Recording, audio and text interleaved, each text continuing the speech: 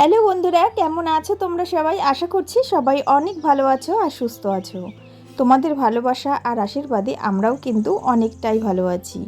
MG ফ্যামিলির আরও একটি নতুন ঝলমলে ভিডিওতে তোমাদের সকলকে অনেক স্বাগত। নদিয়া জেলার একটি ছোট্ট গ্রাম থেকে আমি মৌ, একজন সাধারণ ঘরের গৃহবধূ। আজ রবিবার, ঘড়িতে এখন সময় হয়েছে ঠিক বিকেল 5টার মতো। তো এখন থেকেই আমি আমার ভিডিওটা শুরু করছি তোমাদেরকে সাথে নিয়ে। আশা করছি ভিডিওটা তোমাদের অনেক ভালো লাগবে। পুরো ভিডিওটার সাথে থাকার অনুরোধ রইল।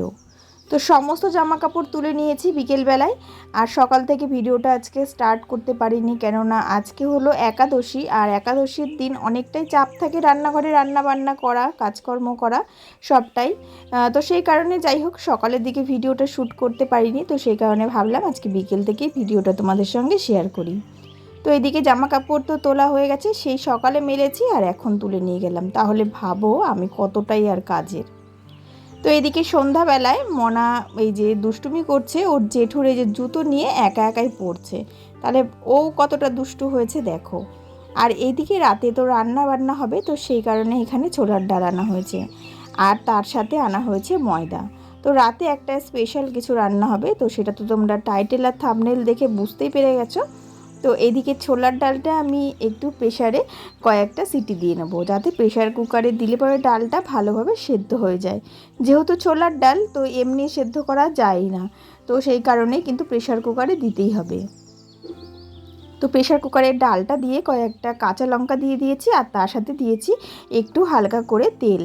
আর তারপরে প্রেশার কুকারের ঢাকনাটা লাগিয়ে আমি কিন্তু প্রেশার কুকারটা আর কি ডালটা সেদ্ধ হতে বসিয়ে দিয়েছি। আর এইদিকে দেখো অনেকগুলো আর কি বাজার করে নিয়ে এসছে তোমাদের দাদাভাই। তো আজকে হাটবার ছিল, হাটে গেছিলো তো সেখান থেকে। তো এখানে প্রথমে তো দেখতে পেলে তোমরা বাঁধাকপি এনেছে, তারপরে একটা লাউ এনেছে আর তার সাথে পুঁই শাক এনেছে, এখানে কচি কুমড়ো রয়েছে আর কিন্তু এনেছে এই যে পেঁপে। তো এই সব কয়েকটা সবজি এনেছে। আর তার সাথে দেখো এখানে আজকে যেহেতু একাদশী, তো সেই কারণে একটু দই এনেছে। দই দিয়ে ওরা রুটি খেতে বা লুচি খেতে কিন্তু ভালোবাসে, তো সেই কারণে। আর তার সাথে মনার খাবারের জন্য এখানে এনেছে এই যে রাঙা আলু। তো রাঙা আলুটা তো মনাকে খাবারের সাথে খাওয়ানো হয়। আর এখানে এনেছে কয়েকটা শশা। তো এই কয়েকটাই আর কি বাজার করে এনেছিল। তো ওইদিকে ছোলার ডালটা তো সেদ্ধ হয়ে গেছে। আর আমি এদিকে আদা আর জিরে নিয়ে এসেছি একটু পেস্ট করে নেওয়ার জন্য। তো ডালের মধ্যে একটু আদা আর জিরের পেস্ট না দিলে পরে ভালো লাগবে না, তো সেই কারণে দেখো পেস্টটা তৈরি করা হয়ে গেছে। তো ডালটা ওদিকে রান্না হচ্ছে আর এদিকে আমি কিন্তু এই যে ময়দাটা মাখিয়ে নেব।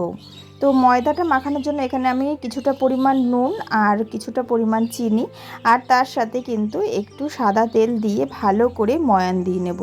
প্রথমে এই যে হাত দিয়ে ভালো করে শুকনো অবস্থায় ময়দাটাকে সুন্দর করে আর কি ডলে ডলে ঘষে নেব। আর তারপরে দেখো যখন আর কি ময়ান দেওয়া হয়ে যাবে, তো আমি কি করে বুঝবো? তো এই যে মুঠ করে ময়দাটাকে ধরে আবার এরকম আঙুল দিয়ে ভেঙে দিলে সহজেই ভেঙে যাবে। তো এইভাবেই কিন্তু ময়ান দেওয়াটা ঠিকঠাক করে বোঝা যায়। তো যারা আর কি নতুন রাঁধুনি আছো তারা কিন্তু আমার এই টিপসটা অবশ্যই ফলো করতে পারো। আর তারপরে একটু হালকা করে জল গরম করে নিয়েছি, কেননা লুচি না, হালকা করে একটু জল গরম করে নিয়ে তারপরে যদি মাখা হয় ময়দাটা, তাহলে না অনেকটা সফট হয় লুচিটা খেতে। তো আমি দেখো এইদিকে জলটা গরম করে নিয়ে কিন্তু আমি এই যে অল্প অল্প জল দিয়ে ভালো করে ময়দাটাকে মাখিয়ে নিচ্ছি। তো ময়দাটা মাখা আমার প্রায় অলমোস্ট কমপ্লিট হয়ে গেছে। একটু হালকা একটু মানে শক্তও না খুব, আবার খুব যে নরম তেমন করেও মাখাইনি। আমি এই অবস্থায় একটু ঢাকা দিয়ে রেখে দেবো, কেননা এর ভেতরে যে চিনিটা দেওয়া হয়েছে, তো সেই চিনিটা গলে গিয়ে কিন্তু ময়দাটা আর একটু নরম হয়ে যাবে। তো সেই কারণে খুব শক্ত আবার খুব নরম করেও কিন্তু আমি আটাটা মাখাইনি। তো এইদিকে দেখো আটাটা কিন্তু বেশ সুন্দর মাখানো কমপ্লিট হয়ে গেছে। আর এইদিকে আমি একটা থালা দিয়ে আটাটাকে ঢাকা দিয়ে রাখলাম। তারপরে এইদিকে হ্যাঁ দেখো রান্নাবান্না তো কমপ্লিট হয়ে গেছে, তো তোমাদের সঙ্গে একটু শেয়ার করি। তো এখানে দেখো ছোলার ডাল হয়েছে। তো ছোলার ডালটা তো রাত্রেই তৈরি করা হলো, আর দুপুরবেলায় রান্না হয়েছিল সেগুলো তো আর তোমাদের সাথে শেয়ার করতে পারিনি। তো এই দেখো এখানে পনিরের তরকারি রান্না হয়েছিল। আর তারপরে এইদিকে হচ্ছে মনার খাবার করে রেখেছি, রাত্রেবেলায় ডালিয়া করেছি। আর এইদিকে হচ্ছে একটু বাঁধাকপির ঘন্ট ছিল।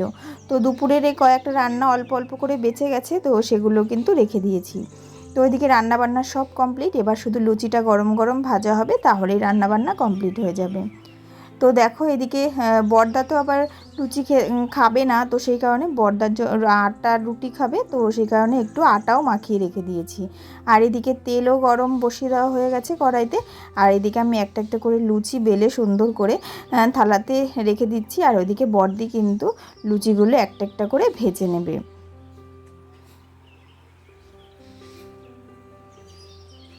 তো এইভাবে দুজন কিন্তু আমরা রান্নাঘরে আর কি গল্প করতে করতেই বলো বা যাই হোক না কেন, এমনভাবেই হোক না কেন, সুন্দর করে কিন্তু কাজকর্মগুলো পরিপাটি করে তৈরি করে নিই।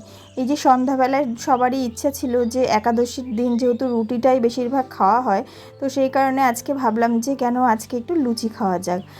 তো সেই কারণেই কিন্তু লুচিটা খাওয়া, যে সব দিন কিন্তু একই রকম খাবার খেতে ভালো লাগে না। আর এই দেখো লুচিগুলো কি সুন্দর ফুলকো ফুলকো হয়ে আর কি ফুলে উঠছে। তো এইভাবে লুচি বলো বা রুটি বলো, যদি সুন্দর করে ফুলে ওঠে তাহলে কিন্তু সেইগুলো তৈরি করতে আরও বেশি ভালো লাগে।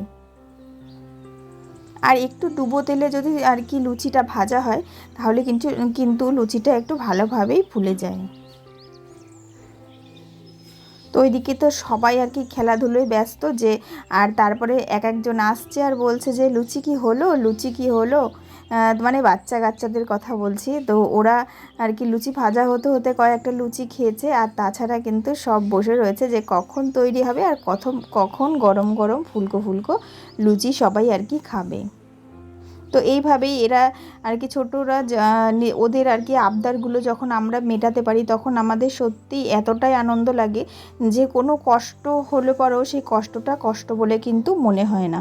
এই যে এই রান্নাঘরে কাজগুলো করছি অনেকটাই কিন্তু কষ্ট হচ্ছে, কষ্ট বলতে যা গরম, তারপরে ঘাম হচ্ছে গায়ে। তো যাই হোক, সেইগুলোর পরেও যখন বাচ্চারা খেয়ে ওদের ভালো লাগে, ওদের মুখের হাসিটা দেখি, তখন কিন্তু মনটা এমনিই ভরে যায়।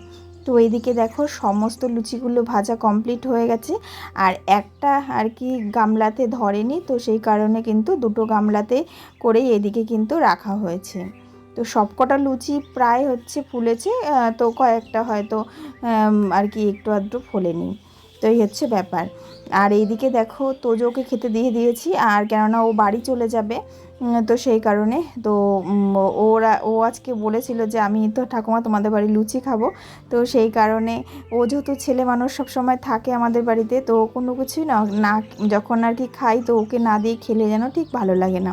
তো ও যদি নাও আর কি খেতো, আজকে ও যদি চলেও যেত তাহলেও কিন্তু ওর জন্য খাবারটা রেখে দিতাম, ও হয়তো কালকে সকালে এসে খেত। তো এইদিকে দেখো ও খাচ্ছে, কিন্তু আমাদের বাড়ির ছেলে মানে বাচ্চা কাচ্চাগুলো কিন্তু কেউ খায়নি। তো এখন কিন্তু রাত্রির অনেকটাই সময় হয়ে গেছে, প্রায় রাত 10টা বেজে গেছে। আর আমি এইদিকে কিন্তু রান্নাঘরের সব রান্নাবান্না হওয়ার পরে আমি এই যে এইদিকে রান্নাঘরটা ভালো করে পরিষ্কার করে নিচ্ছি। আর ওইদিকে ছোটো মেয়েও আর কি রয়েছে ওর বাবার কাছে, ও একটু কান্নাকাটি করছে কেননা ওর হচ্ছে খিদেও পেয়ে গেছে। তো সেই কারণে তো সেই জন্য না তাড়াতাড়ি করে কাজগুলো একটু কমপ্লিট করে নিচ্ছিলাম। তো এদিকে মোটামুটি বেশ কয়েকটা থালা বাসন হয়েছে, তো সেইগুলো তো মাজতে হবেই। আর তাছাড়া এই যে গ্যাসটা পরিষ্কার করছি, তো সেই জন্য যে গ্যাসের উনুনগুলো রয়েছে তো এইগুলোও কিন্তু পরিষ্কার করে নিচ্ছি। আর আজকে সারাদিনেও গ্যাসটা পরিষ্কার করিনি, কারণ আজকে সব কিছুই নিরামিষ রান্নাবান্না হয়েছে। তো নিরামিষ যেহেতু রান্নাবান্না হয়েছে তো সেই কারণে আর গ্যাসটা পরিষ্কার করার প্রয়োজন মনে করিনি, কেননা যেহেতু রুটিটা দুপুরের দিকে গ্যাসেই রান্না হয়েছিল, তো গ্যাসটা রুটি করলে দেখবে খুব আর কি নোংরা হয়ে যায়। তো সেই কারণে ভাবলাম যে রাতেও যখন রুটি করতে হবে তো এখন আর গ্যাসটা মুছবো না, তো একেবারে রাতের বেলায় সমস্তটা আর কি পরিষ্কার করে নেব। তো যাই হোক, রাতের দিকে তো আর রুটি হয়নি, রাতের দিকে লুচিই হলো। তো তারপরেই কিন্তু আমি এই যে সমস্ত বাসন কটা মেজে আমি কিন্তু এদিকে গ্যাসটা পরিষ্কার করে নিয়েছি। আর রান্নাঘরে এসে রান্নাঘরের কোনো জিনিস যদি নোংরা বা অগোছালো হয়ে থাকে তাহলে না একটুও ভালো লাগে না। তো সেই কারণে চেষ্টা করি যে যত তাড়াতাড়ি পারি না কেন সমস্তটাই আর কি পরিষ্কার করে নিতে। তো চলো, এদিকে রান্নাবান্না তো কমপ্লিট, আর এদিকে কাজবাজও মোটামুটি সেরে নিয়েছি। আর আমাদের খেতে খেতে এখনও অনেকটা দেরি, কেননা এখনও মনাকে খাওয়াবো, তারপরে বাড়ির ছেলেরা ছোটরা সবাই খাবে, তারপরে আমি আর বড়দি খাবো। তো ততদূর পর্যন্ত আর ভিডিওটা এগিয়ে নিয়ে গেলাম না, তো এখানে ভিডিওটা শেষ করছি। তো আমার ভিডিওটা যদি ভালো লাগে অবশ্যই একটা লাইক করো। দেখা হবে তোমাদের সঙ্গে পরের ভিডিওতে। টাটা।